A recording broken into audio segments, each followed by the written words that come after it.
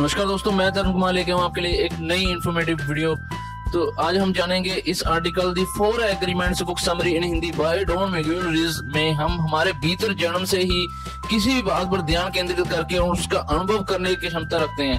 हम एक साथ बहुत सारी चीजों को अनुभव के साथ समझ सकते हैं। इसी क्षमता की वजह से हम तय कर सकते हैं कि हमें जीवन में क्या करना चाहिए और क्या नहीं। तो चलिए शुरू करते हैं बिना किसी देरी के काम की बात। मान ले कि एक बच्चे परवरिश के दौरान यह मान ले कि मैं मूर्ख हूँ। समय के साथ धीरे धीरे उसकी यह धारणा और भी मजबूत हो जाती है। फिर वह ऐसी कुछ हरकतें करने लगता है जिससे यह सिद्ध होता है कि वाकई में वह मूर्ख है। थोड़ा बड़ा होने के बाद वह लड़का कुछ गलतियां करता है और फिर कहता है कि मैं क्या करूं, मैं तो मूर्ख हूँ, तो ऐसी गलतियां मुझसे होंगी ही।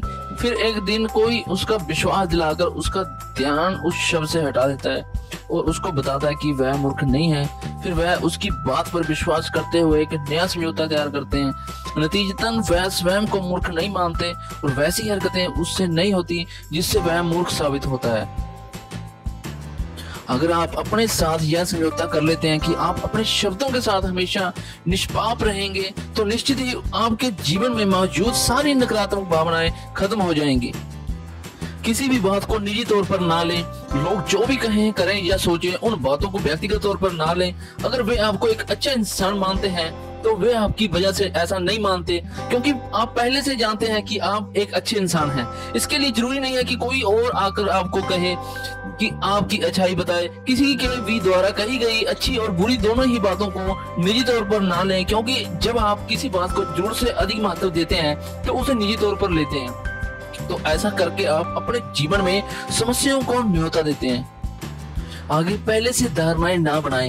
हमारा मन हमेशा सुरक्षित रहना चाहता है और इसके लिए वह हर बात की सफाई देता है और सारी बातों को समझाने का प्रयास करता है। एक ही समय पर हमारे मन में कई सारे सवाल पैदा होते हैं, लेकिन उसे कोशिश करने के बावजूद भी कई सवालों के जवाब नहीं मिल पाते।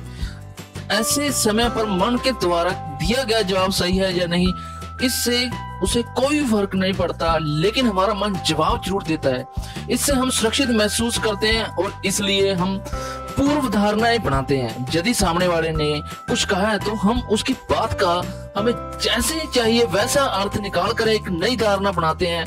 यह सच है, लेकिन यदि सामने वाला कुछ ना बोले तो भी हम उसके ना बोलने का भी एक अर्थ निकालते हैं और धारणा बनाते हैं। उदाहरण के लिए, एक लड़का शादी करने का निर्णय लेता है। उसे ऐसा लगता है कि शादी के बारे में उसकी और उसके जीवन साथी की धारणा एक जैसी ही है, लेकिन शादी के कुछ महीनों बाद ही वह समझने लगता है कि उसकी यह धारणा गलत थी। इसी धारणा की वजह से उसके रिश्ते में संघर्ष पैदा होता है। जब पति काम से वापस आता है तो उसे पता चलता है कि किसी कारण से उसकी पत्नी नाराज है, लेकिन उसे कभी भी अपनी पत्नी की नाराजगी की वजह समझ में नहीं आती। पत्नी हमेशा अपने पति से यह उम्मीद रखती है कि पति को कुछ बताए बिना ही उसे सब पता चल जाए, मानो वह उसका मन पढ़ना जानता हो। लेकिन जब पति अपनी पत्नी की ऐसी उम्मीदों पर खरा नहीं उतरता तो पत्नी मायूस और नाराज हो जाती है। परिणाम स्वरूप उनके बीच आपसी गलतफहमी और बहस होती है। आप जो भी चाहते हो उसे कहने का साहस रखें। हर किसी को अपनी हाँ या ना कहने का अधिकार ना दें। जिस तरह आप सवाल पूछने का अधिकार रखते हैं, उसी तरह हर किसी को आपसे सवाल पूछने का अधिकार है और आपको हाँ या ना कहने का अधिकार है। अगर आपको कोई बात समझ में ना आए तो बिना कोई धारणा बनाए उस बात को दोबारा पूछ लें। जिस दिन आप धारणाएं बनाने की बजाय स्पष्ट व सटीक बात करना सीख लेंगे, उस दिन आप भावनात्मक जहर से मुक्त हो जाएंगे। अपनी ओर से हमेशा सर्वश्रेष्ठ कार्य करें। एक इंसान अपने जीवन के कष्टों से मुक्ति पाने हेतु एक बौद्ध मठ में जाता है। मठ के भीतर उसे एक बौद्ध गुरु दिखाई दिए। उसने गुरु से पूछा, यदि मैं प्रतिदिन 4 घंटे ध्यान करता हूँ तो क्या अपने कष्टों से मुक्त होकर मोक्ष को पा सकता हूँ? उसे देखकर गुरु ने कहा, अगर तुम दिन में 4 घंटे ध्यान करो तो 10 वर्ष में मोक्ष पा लोगे। उस इंसान को लगा कि वह और बेहतर कर सकता है, इसलिए उसने पूछा, गुरु जी, यदि मैं दिन में 8 घंटे ध्यान दे सकूं तो मोक्ष पाने में कितना समय लगेगा? गुरु ने उसे कहा कि अगर तुम दिन में 8 घंटे ध्यान करोगे तो शायद 20 वर्ष में मोक्ष पा लोगे।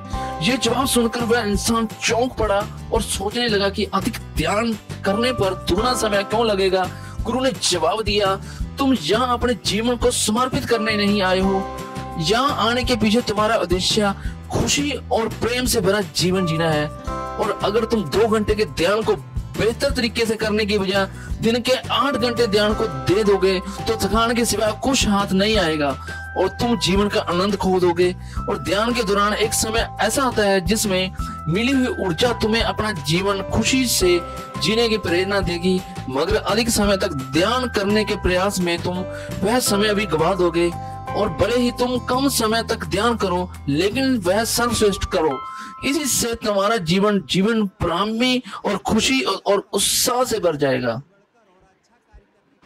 मतलब कहने का अपने सर्वश्रेष्ठ से ना कम और ना अधिक अच्छा कार्य करें। यदि आप अपने सर्वश्रेष्ठ से भी बढ़कर और अच्छा कार्य करने का प्रयास करोगे तो उसमें आपकी अधिक ऊर्जा नष्ट होगी और कार्य वैसा होगा ही नहीं जैसा आप करना चाहते थे।